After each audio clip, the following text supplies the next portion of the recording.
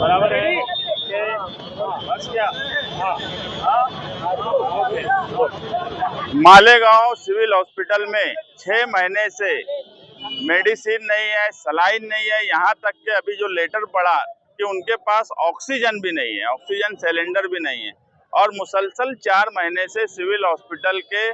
जो जिम्मेदार हैं वो सरकार को, मंत्री को, हेल्थ मिनिस्टर को पत्र व्यवहार कर रहे हैं कि हमको दवा की जरूरत है, लेकिन उसके बाद भी सरकार दवा नहीं देती।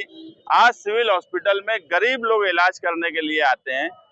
देश की सबसे अमीर महाराष्ट्र सरकार, जिसका बजट 6 लाख करोड़ से ज्यादा का है, अगर वो सरकार बड़ी बड़ी बातें करती है, लाडली बहन योजना, लाडला भाऊ योजना, दूसरी कई योजना, लेकिन अगर वो गरीब का इलाज नहीं कर सकती तो ऐसी सरकार को भीख देने का काम मालेगांव शहर समाजवादी पार्टी ने आज आंदोलन के जरिए किया है कि जो भी भीख जमा होंगी वो महाराष्ट्र सरकार के हेल्थ मिनिस्टर को दी जाएंगी कि अगर आपके पास पैसा नहीं है गरीबों के इलाज के लिए, टैक्स लेने के बावजूद भी, तो महाराष्ट्र सरकार महाराष्ट्र में भीख मांग ले, चंदा मांग ले, मगर गरीबों का इलाज करे। ये सरकार को जगाने का काम है कि ऐसी सोई हुई सरकार, यहाँ के पालक मंत्री एक पावरफुल लीडर होने के बाद अगर मालेगांव शहर में दवा गोली नहीं आती है तो ये बड़े शर्म की बात है, क्योंकि गरीब